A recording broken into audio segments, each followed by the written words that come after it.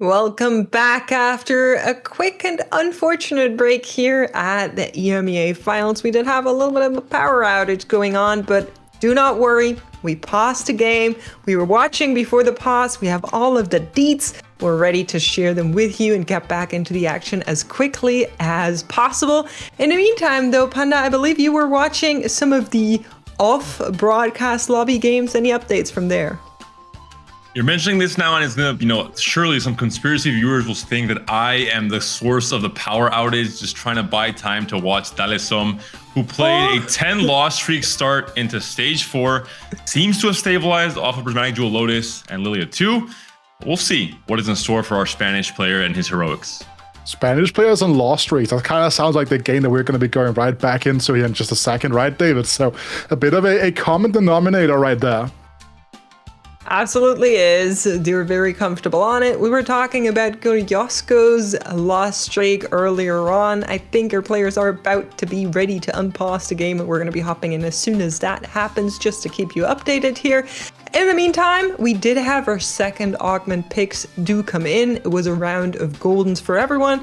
Currently in stage 3-3, so like I said, you haven't missed too much just yet. We still have Enzo streaking at the very top of the table, so lots of good stuff in there to hop on into. If I saw correctly, we have 2 players on keepers, which should be interesting enough. And really the bigger picture narratives for this game and for this lobby specifically, we had Enzo obviously in a very good position to make it to day 3, just has to really play a consistent game plan. For Lelouch Tournament, similarly, they're kind of 1 foot in to the door already, and it's down to Gluteus and Travis to try and go for some absolute heroics, but overall going to be very difficult, even if they try and go for a first place. We do see here Sappho coming in back in on a victory. So the Umbral really working out for them here. He's on a win streak right now, ends at the top of the standings here on 100 HP, but not on a full-on win streak. So definitely some shenanigans have gone on that. I'm not sure about that, but for now we're going to be in Carousel right here and now. Some upgrades coming in, and we're currently looking upon Sappho's shoulder. Those are the traits you can see on the left-hand side, is on a little bit of an Umbral Heavenly angle, which could be interesting for what he's cooking up. You pick up the emblem from the branching out, so really didn't have a choice, had to go down this line. We've seen 6 Umbral in the past, where a few patches where it was very, very strong with the buffs to Elune and Silas becoming a big powerhouse as well during that Sage Silas time. But curious to see what lines I want to go down. Might just be Reapers, or maybe he decides to go down a more vertical Umbral line instead. Yeah, and kind of like speaking of like vertical Umbral lines, something that was open to a certain extent for Lelouch this game, but it got offered the absolute worst possible Caretaker's ally unit in the Yorick, right? So he's just going to be able to just like use that as additional 2 gold every time he levels up. Picked up the champion duplicators as a secondary augment, used them instantly to just make a strong frontline unit with that early Alawi. Well, speaking of strong front lines, look at that Nico Ionix Hullbreaker in here on the left-hand side. You have the Thieves' Claw's Togad also coming in on 5 mythics. No wonder we're on an 8 win streak for Enzo here. And even Tartman Sport, who had that great start, you can see the pain come on through as he is going to be losing this round against his friend and countrymate Enzo. Encounter coming up for all of our players though. What's it gonna be? We'll get some cleaving of items, which could be interesting. Ooh, even more interesting is the Lilia pickup for Enzo. This board, of course, was very clearly going in the direction of trying to play for that high cap Lilia AP win condition, and has already found a very early Lilia on level 7. So really, really good setup for Enzo. Yeah, Gluteus here on the less seen these days rapid fire cannon coming out of that laden forge here. Just providing a ton of attack speed for the Lux right now, just making sure she stays in position as well with the increase in attack range here, but not necessarily fully online, not even really close to being online on this reroll line at the moment. Yeah, not online for now, but another Diana in shop, which we would much like to pick up, I'm pretty sure, so we'll see whether or not he does that or says I'll save it for later. On the opposite side, you're getting another look at that Umbral comp. that we've honestly not been seeing a whole lot of. Umbral as a vertical, not very much valued at the moment, but for Sappho, looking very good right now. And Travis already incredibly low here. Talking about the MB players that needed to go for that first place, both Gluteus and Travis. So understandably, with the high reward comes a high risk first, and that could be kind of the angle that both players are going for. I think Travis was going for some sort of fortune start, leading into Kaisa, as we know it, the riskiest, but also the highest cap comp in the game. If you manage to hit, if everything pans out in your favor, they're maybe not the upgrades that Travis is looking for just yet. Yeah, but Timo 2 will be a nice little bridge unit to have, right? He has the Morello, has half of the blue buff already, has the 2 very important items on the Kaiser. He just needs his catch up to come through, and then we'll have the huge possibilities of the roll downs. So really to see how he is going to be approaching this here. Even could go for something like a Spear Shogun for the Timo, but roll down coming through here. But again, it's a very fine line to kind of navigate, right? As when you're looking at a situation here where you don't really want to win to kind of go in towards your like lock savings here, but you kind of also can't afford to take any losses. Yeah, you really cannot take any more, but some good upgrades coming through with the Galio there. Did find a Silas for the front line as well, so can slot both of these in and get that bruiser going. Hopping on over to Gluteus, who's also, Travis, Saya in shop, everything coming in simultaneously in that very last shop. Maybe a little bit late, but now you can start slamming some of these items, and they are going to be going out onto that Silos to buy time for the backline. And I think this should be good enough against Lelouch's board. Right, there's no real debate about this, right, David? When you're looking at this right now, it's the real question is whether or not Travis rolled a very high roll, right? And then again, like, he wouldn't even be able to get his catch up before dying, so I had to make a transition now. Needs to try and finish off this board, maybe sell the bar to get the Zaya online, to consider what of these prismatics he wants to go for. Golden Egg definitely, I think, the option when he's at 24 HP. Need to take big risks, but I think realistic ones are what Travis should be focusing on as Zaya comes on. Another egg in store, this time for Enzo. Despite the 100 HP, will not fulfill our dreams of going for it. Wants to play it safer as the rest of the players are picking up their final prismatic. Sappho already on 6 Umbral. Would you like another, kind sir, is the question from the prismatics here. He's definitely thinking about it, but is not going to go with it.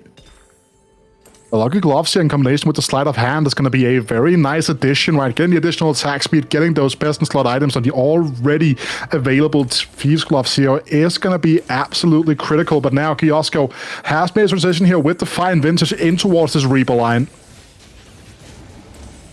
We're seeing now the Kane BT Infinity Force. Players really leveling up their board. We're seeing the massive roll down. So many players down to 0 gold, or at least definitely under 10. Trying to find their upgraded 2 cost. We saw the Lilia 2 Lelouch trying to play for this Ashe right now, but only a Deathblade, no Rageblade whatsoever. Yeah, I think Lelouch's spot is kind of weird given how safe he is on the overall, so I think his kind of brain thought of train here was to go for a top 4 comp on the back of Ashe Wardens, but the items are not really there. The Ashe 2 is not really there. So he'll definitely need to maybe worry a little bit and try to get that online. Comes in shop for Tartman, who's on a very similar line here. Already has that Rageblade, so a little bit unfortunate. To kind of rehash the stakes, right? We're looking at someone like Tubman who kind of needs to have to play for like at least the top 6, and you should be through, which is going to be very important right now. And again, if he's able to find that Ashe 2 with these items kind of already locked in, should be in a pretty good spot, right? Has the open sword here to make a very strong item here for the Ashe coming up. But stuff like the Canes who getting backline access will be a huge issue for some of these non-upgraded backliners just so far. I said 2 is really big for Travis. Has still a duplicator on the bench. Hasn't used it for the Gallo just yet. Assuming he's strong enough to still win the rest of these fights in this stage 4 off of the Fortune cash out. For Lelouch, yeah, it looks like he's going for a Aphelios 3. That's the game plan. He picked up the duplicator as his last as his second augment, but he is not hitting the Ashe or the Aphelios. He's on 0 gold. He only needed a safe, secure game to punch his ticket into that day 3 to continue his set in this set 11. It's looking pretty grim for at least one of the Polish players. And on paper, And right? Like, he's it's not like- looking at the other Polish player and seeing the Ashe he would so much like on Travis's bench. I must heard at least a little bit. Some ratting going on between the Z10 players here for one reason or another as they're trying to get up there. Carousel coming in though. Wukong is up and ready. Tartman decides to go for it. And it's also not like Lelouch's taking unnecessary risks this game, right? Goes for the Caretaker's Ally, one of the like most safe silver augments in the game, right? Very often will give you either just like a strong way of stabilizing as you push levels, or give you a straight up win condition, but this time around just did not pan out. And for Travis, despite these players being on the same team, this is of course a free-for-all game, and Lelouch is on 58 points with Travis being on 51. So Travis needs Lelouch to go 8th to, try and beat the tiebreakers. If he gets to 59 and Travis wins, it gets to 59 as well, and have that bit of a higher chance of making it to the day 3. So it's just how the cookie crumbles sometimes in TFT. Unfortunately true, but for now, the Ashe has been sold off, and at the same time, the Aphelios 3 has been found for Lelouch. One player that's already on the brink of death is Gluteus. 3 HP, 4 losses down, no full upgrades being found. No Lux 3, no Amumu 3, and no Janna 3. So everything is looking very, very sad. And Travis says, thank you very much, I'll take this win. I think it's actually bad news for Travis. As I mentioned, I think Lelouch needed to go 8th here for Travis to leapfrog at least Lelouch in the standings. Maybe needs a player like Valisum to also go 8th in his lobby. So a lot needed to go right for Travis to actually have this miraculous way to make the day 3. And it's not starting off great. And again, like, Gluteus was kind of one of the players that had the same kind of thought process as Travis going into this game. Needed like a ridiculous sequence of events to kind of happen here, and now he's taking out the equation. It's looking better and better for the players that were kind of safe going into the game, Enzo, Topman, etc. So that is definitely something to keep in mind. Lelouch finally finds this Aphelios free, but with no Fatal in play, right? This Aphelios is not hitting at the highest of his powers. So he found this Aphelios prior to the previous fight already, and then still lost that last game, which is not good news. Maybe it is going to be enough against Hartman once that Aphelios actually picks up some of that speed on the Rage Blade, but the front line is already crumbling. Kate Old comes in, nearly takes him out. Lelouch will stay in, make it to Raptors. He's fighting for every single point here. A 7th place finish would not be enough to lock him in. He wants something like top 4. A 5th could be safe enough, but 7th most definitely is not. I think in general, in this day 2, the cutoff will be much higher than usual. I think the lowest performing players at the very bottom of the standings have not really gained enough points and not taken enough points away from the top performers, and the cutoff maybe will be 62, maybe even 63 in this tournament, which means that, again, Lelouch has to leapfrog the players in this lobby, and we're seeing Travis win streaking. Yosko just won his last game. Tardaman looked relatively strong as well with the Ashe fully upgraded and itemized. Yeah, it's a really rough spot here, especially because for Lelouch, if the primary win condition he was going to be playing for had been that Aphelios free earlier on, this board would have been put together in a much different fashion, right? You're very much relying on something like the fresh free as your primary frontline in that regard. Then you get the Fade overlap in with something like the set with the Syndra, get those multiple strings to play on. But as we were told by good old Jason Mraz back in the day, you can't play on broken strings, right? And this Aphelios right now is one of those broken strings at the moment. Was really hoping for a rot here from that Anvil to maybe make that Rage Blade onto the Ashe. Instead is going to get a Runans out of it.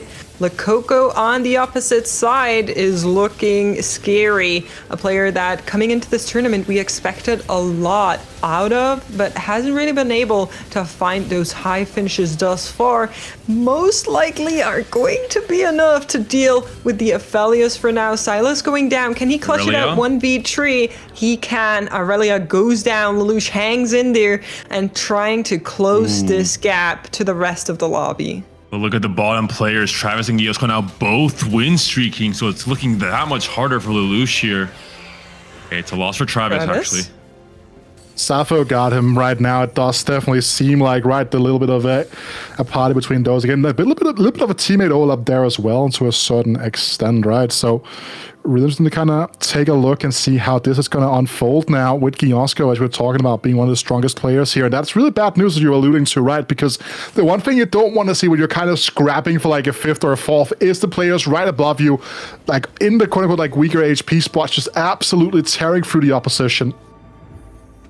Absolutely is, and Lelouch is still hanging by a thread. 2 wins in. Can he keep it going? Can he make it out of this precarious situation on the opposite side? You're seeing a Kane 2 with 3 items coming on through. They're wrapping, they're coming closer. Nothing is going to stop them from demolishing this Aphelios. Everything coming to an end. Can he maybe clutch out minus HP? The answer is no. Everyone else hanging in there. Close enough. Travis winning, Tartman on 6, Lakoko on 11 HP. In reality, right, Tottenham would really love to at least get this 5th over the line, get himself into 64-point territory, get away from any of that tiebreaker nonsense that could align itself as Giosko finds that Yone free that we haven't seen so much of today, but has been an absolutely critical win condition for these compositions when hit. Saw it from Solo in one of the broadcasted games today, and he absolutely smurfed that lobby with Kane, but the Yone having that kind of a cherry on top. We saw it similar times with Clamu, and that RE3 alongside the usual suspects with the Syndra could be a similar game plan here for Giosko. Both Spanish players doing so well in this lobby when it matters little, but at least trying to bow out of this competition on a high note. That they definitely are, but for Tartman, it's still all very much relevant here. Trying to knock out Lakoko in this matchup here. The Ashe will do the rest. Despite that, Sonya's coming in. Lakoko now knocked out as well in 6th. And that means Tartman has at least that 5th place secured. Giosko, same HP as him. Can he make it into the top 4 and really punch that ticket for sure? Well, first choice here on the carousel and go for whatever he would like to. Not the greatest selection in terms of like what Tottenham might be needing right now, but can't deny the #1 priority away from Travis. There are a lot of factors when it comes to Travis because of how low his overall points are right now. You were saying it before, Panda, he kind of needs to leapfrog not 1, not 2, but like 5 different players. So while he's hoping for a 1st place, he also needs some other players to place really low. I'm not sure how the math shakes out on that one. I think it might be possible for Travis already, considering Lelouch finished 7th and not 8th. And I think that I saw my have word that finished 5th in his other lobby, which another player that was on 58 points starting off the game 6. So it was a great effort from Travis. I think he played the right line, playing the Fortune Cash out into the Kaisa trick shots, but just a little bit too far behind, as you mentioned, to start things off in game 6. Looking at Tartman here, going up against Enzo.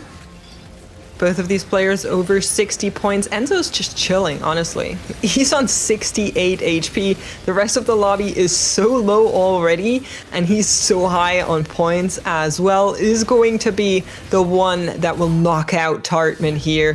For now, Giosko seems to have won his round, so will be a 5th place for Tartman. It's also kind of funny, right, when you think about like Enzo, right? This is just like business as usual, right? For this guy, like maxing a 12-game series out at 69 points, you know, it doesn't even matter to him, right? He already done it with like 80 points a couple of sets ago when he put the entire EMEA region back on the map, right? But it's just another every single casual Saturday for Enzo, you know? Absolutely is checking in with Travis Doe.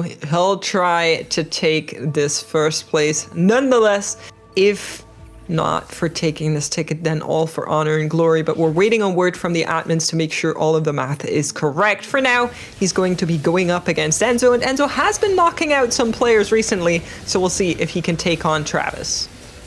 And it's no surprise, Enzo is on this Boogeyman Lilia AP board. He had a very strong stage 3. We saw the 100 HP for so long, and then also found that kind of free natural Lilia.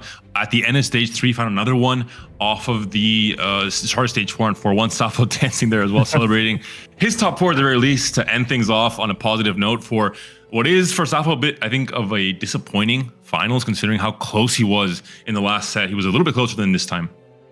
Yeah, but I'm also a player that's kind of had like some of like a really weak performance at this level as well before, right? So just again being able to continue to show it to yourself that you can mix and match with the best in the region, obviously really highlighted by his GSC free win, right? So going into now the top three here, we have Enzo, Travis, and Giosko.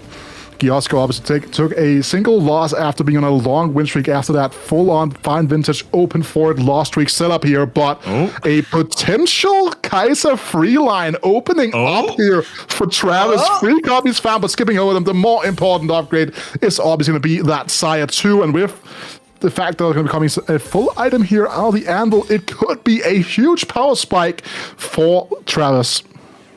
Yeah, really saying, okay, I won't be tempted. I need my other units to do some lifting here as well. Goes for the Zaya, goes for the Ornn, and finds 2 very valuable upgrades in that. But we're going to be watching Giosko against Enzo on the right-hand side, and Travis against Enzo on the left-hand side. Or actually, I think that's Giosko's board on the left-hand side there against Travis. Is going to be a ghost board, so might be a little bit easier, but definitely coming in close with the accumulation of the Reapers onto that backline there. Giosko able to win against Enzo. Travis knocked out, and our top 2 in our final game of day 2 are going to be locked in.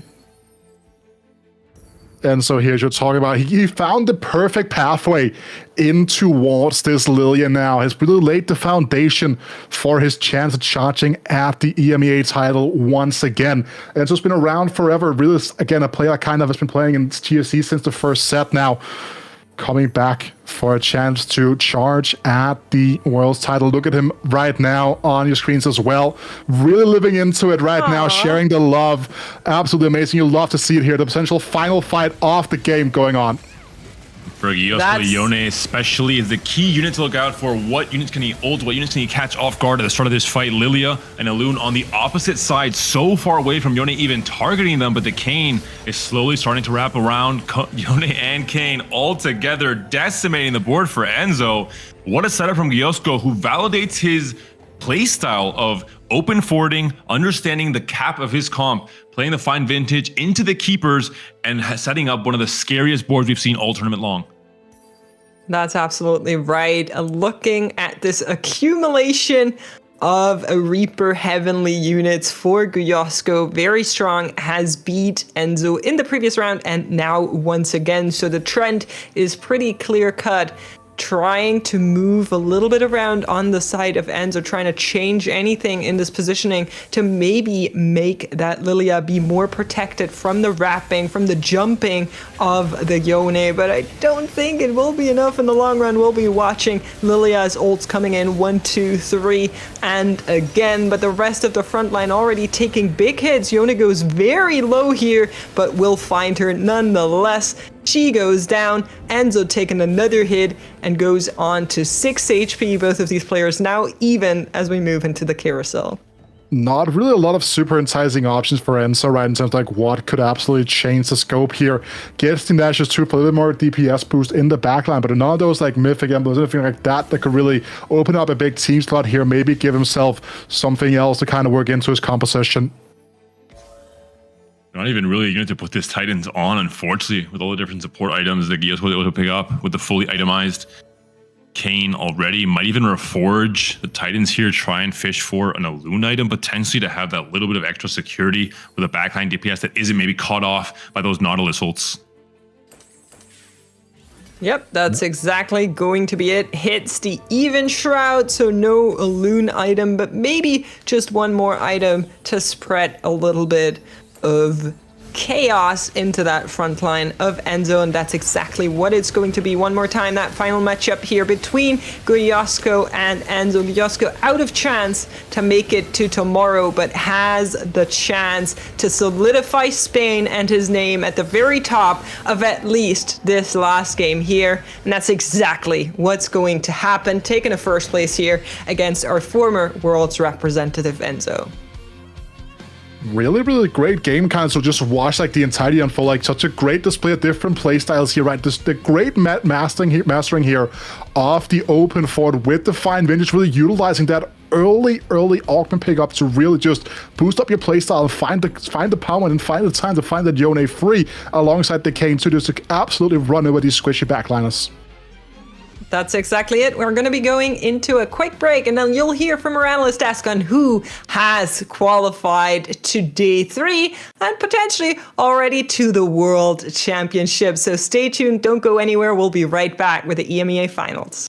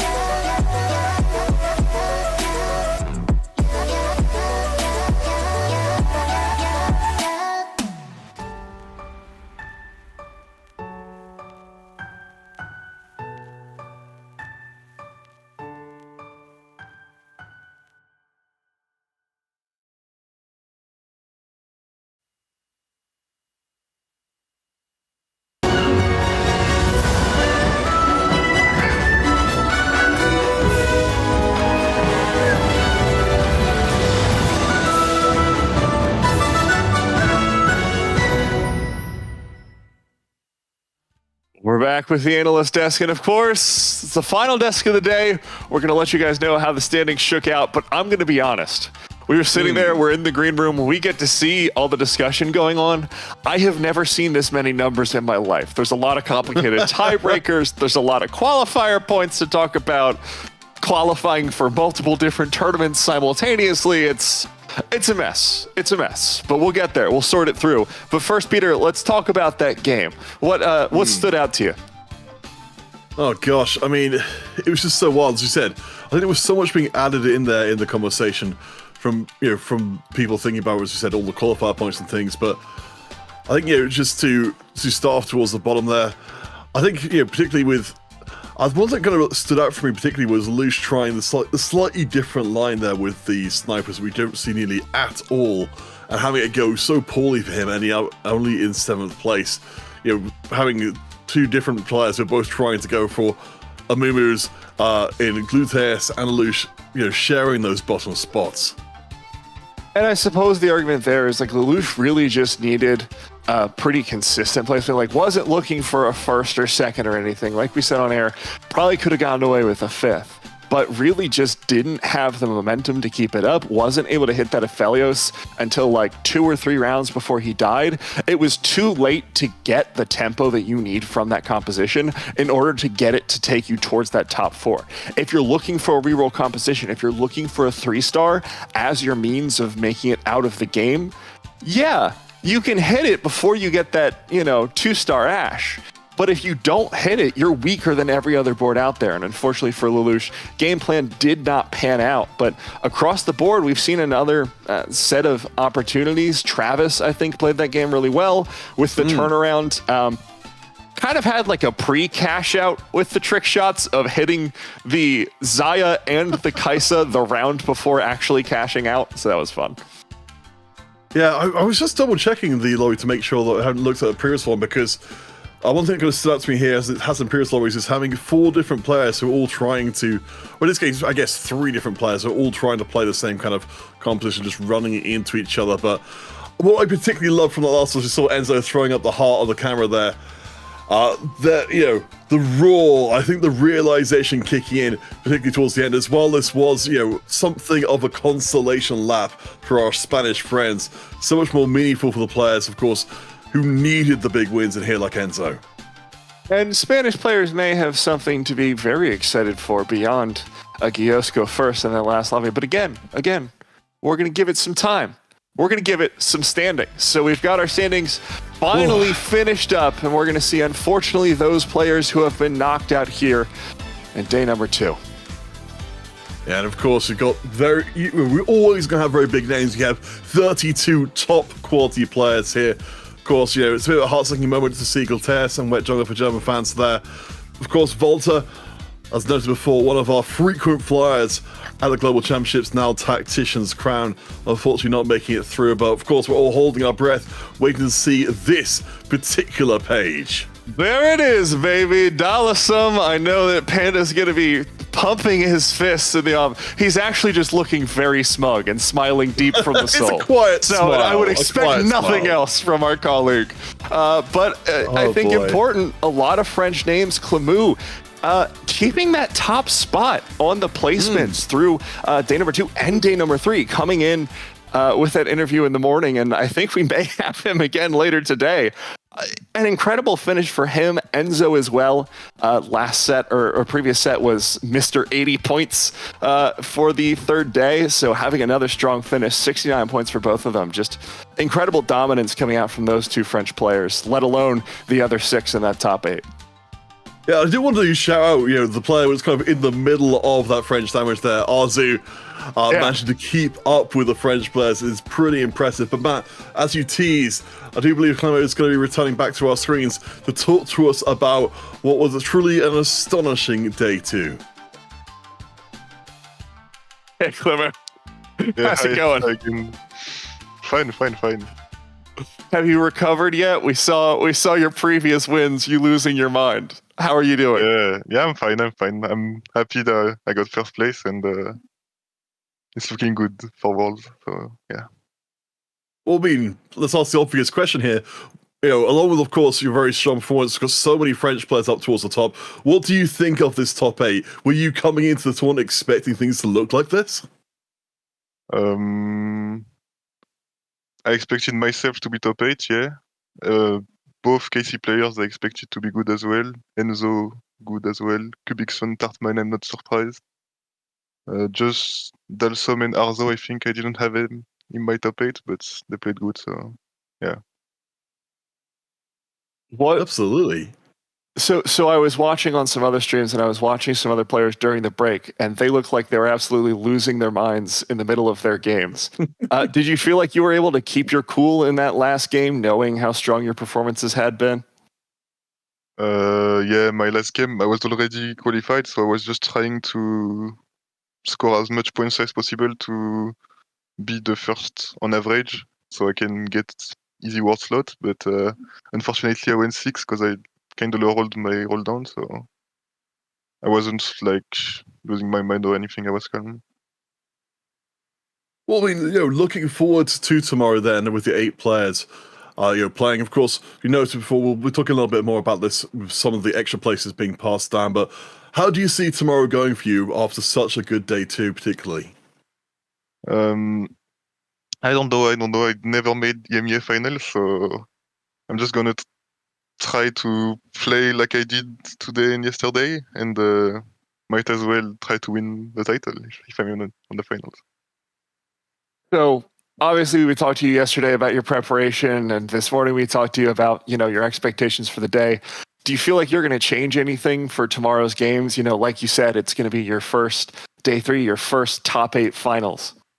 I'm not going to change anything. I think I had good preparation, and I'm just going to play the same. I just, on the kind of further on the preparation angle, I just want to know, is there anything for you that you do to prepare apart from, just sitting down and playing? Are there any kind of rituals you do or anything you do to get yourself fully in the zone? I mean, I watched like so many hours of TFT the past week and a half. I watched every scrim I could watch. I watched every competition I could watch. I watched China a lot. So yeah. And I played scrims, obviously. We're really glad to have you here. And of course, we've taken so much of your time over the past 2 days. We appreciate you coming back. We would like to claim it's an interview buff, but in fact, it is all you. So for the second time today, is there anyone you would like to shout out now that you are victorious at the top of the leaderboards going into day 3?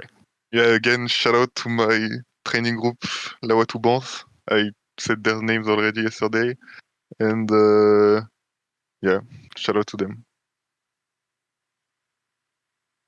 Awesome. Well, thank you very much, Flamu. Thanks. Oh boy. Well, Matt, I think we've got the testament to the power of the training groups, the collective power of the French players is absolutely overwhelming. But again, with so many of the great French players, we do have to get a shout out Arzoo, Kubikson, Delasom, able to sneak in there about, amongst what has been an incredibly tough field. But I do believe we have another important piece of information to deliver to the people. That's right. We were talking about it. I alluded to it earlier. It's not just the final day that we are qualifying for. It is the Tactician's Crown. And we, of course, have our first 3 qualified players, Wet Jungler, Arzoo, and Sologasang, marking his first World Championship appearance here in Inkborn Fables. Ooh. And I had the pleasure of seeing him finish that game on my second monitor. I was watching a couple streams, losing his mind for good reason. Yeah, I mean, that's got to be so incredibly meaningful. And of course, we have been seeing everyone from the MENA side of things spamming out the Arzoo getting across to the world stage as well. Honestly, I love to see Wet Jungler in the mix, particularly as a player who came in 5th last regionals and barely missed out on getting the chance to go to back-to-back championships. He's absolutely one of EMEA's top players, and I think very much deserving of the chance to go back to the crown and prove exactly what he's made of.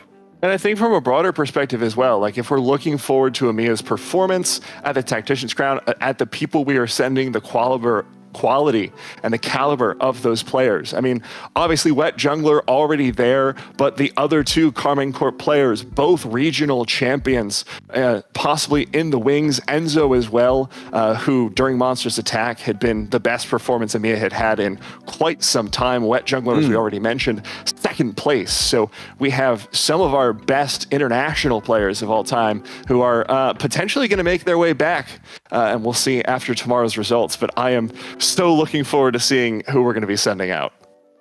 Absolutely, but we got some business to take care of before we're all said and done today, of course, with tomorrow looming large. We did have our contest running today, so what was Pengu doing?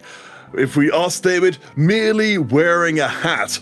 But fortunately, our audience know better. Matt, as the possessor of a genuine and authentic American accent, would you mind delivering the good news from Air Kid Tecto? Yeah, give me a second. I just got to channel my inner redneck, remembering growing up on all those dirt roads. All right. The good, the bad, and the yeehaw. Pengu is preparing a duel at high noon with some awesome country music. Hell yeah, brother. Saddle up, tacticians. This is just another challenge to eat some anniversary cakes with Pengu. I was channeling... Pengu. Yeah, I was channeling a quite the very appetite. southern neighbor of mine from growing up. Sounds a bit like a cartoon character. But anyone who's lived in the South will know that some people do just sound like that. No, absolutely. We're here to make sure that they are heard as well. So congratulations. Honestly, that was definitely one of the best answers I think I've seen so far. Wonderful that our audience keep on delivering. Yeah, there was thought through it. Our producer is saying it's just regular English. No, I promise. I promise. Although it is funny on that subject, you know, it's interesting because we have David here who's Spanish but spent some time in Miami. I don't know if this happens to him, but I know that my accent tends to get a little bit more redneck. Luckily, I've been divorced enough from the other Americans on this side of the broadcast for it to not come out. But thanks so much to our contest winner. And of course, we have the socials. Peter, do you want to rock, paper, scissors for it? Do you want me to take it? You want to take it? How we want to do That's that? fine. So if you are on X, aka Twitter, it's TFT Esports EMEA. If you are anywhere else, well, actually no, I do apologize. If you're on Instagram, it's Teamfight Tactics. We haven't quite got everything aligned there yet, but on Facebook, on YouTube, it's Play TFT. If you want to follow our good selves, well, you can see our X handles just below our name right now, Niberia and a Counterfeit Cast. But if you'd like to hear more from a Petrus Panda, you can do so. I will quickly go and drop the links in the chat while we are talking.